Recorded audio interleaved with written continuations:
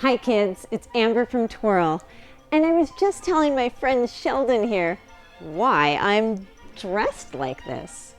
You see, today is Cinco de Mayo, the 5th of May, and people all over the United States celebrate this festival in honor of Mexican traditions and culture.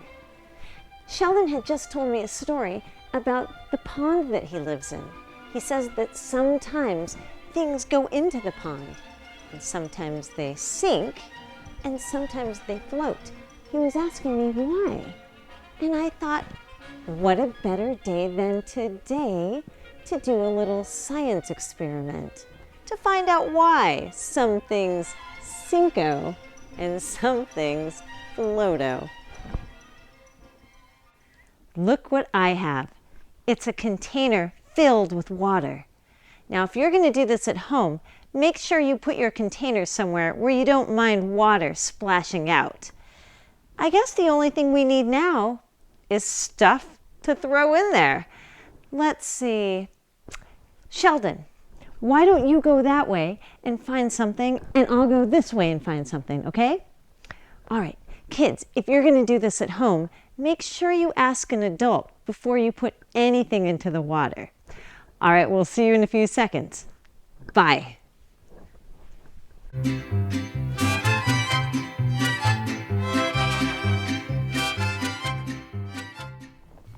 Okay, kids, I got my item, a plastic spoon. Sheldon, you got a spoon too. Oh, but Sheldon's is metal. They're the same shape and pretty much the same size. What do you think is going to happen when we put them into the water? Let's find out. We'll start with Sheldon's spoon. 1, 2, 3. Whoa, Cinco to the bottom. That sank all the way down. I think because mine is almost the same shape, it will sink too. What do you think? Let's try. 1, 2, 3. Oh, it didn't sink. It floated. Floato. Well, that's weird.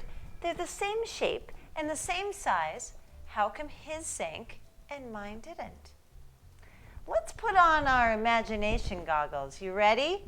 Put them on, and we're going to look very, very closely at these two spoons.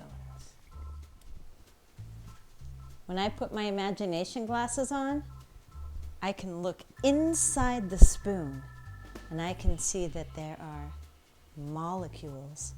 Molecules make up every single thing on Earth, and this metal spoon has lots of molecules, and they're close together. Do you see how close together they are? There's hardly any space between them.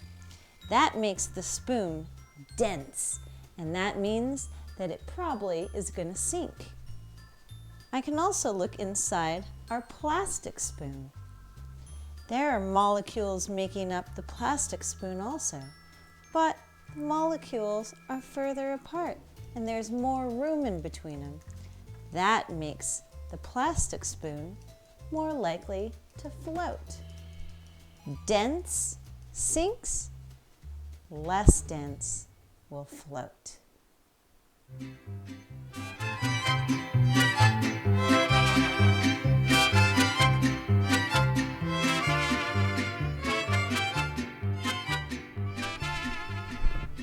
Sheldon, I was looking for our Cinco de Mayo dinner. What are you doing with all this stuff? Oh, Sheldon wants to try putting everything into the water and seeing if our Cinco de Mayo dinner will sink or float. Okay, here we go. It's all going in. An avocado. Sink. A can of olives. Ooh, pretty heavy.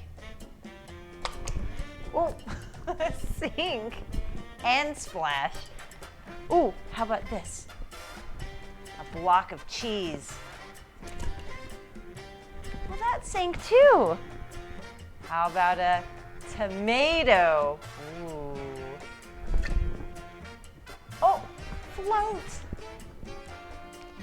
Mango, one of my favorite fruits. Oh, it's sinking. A tortilla, float.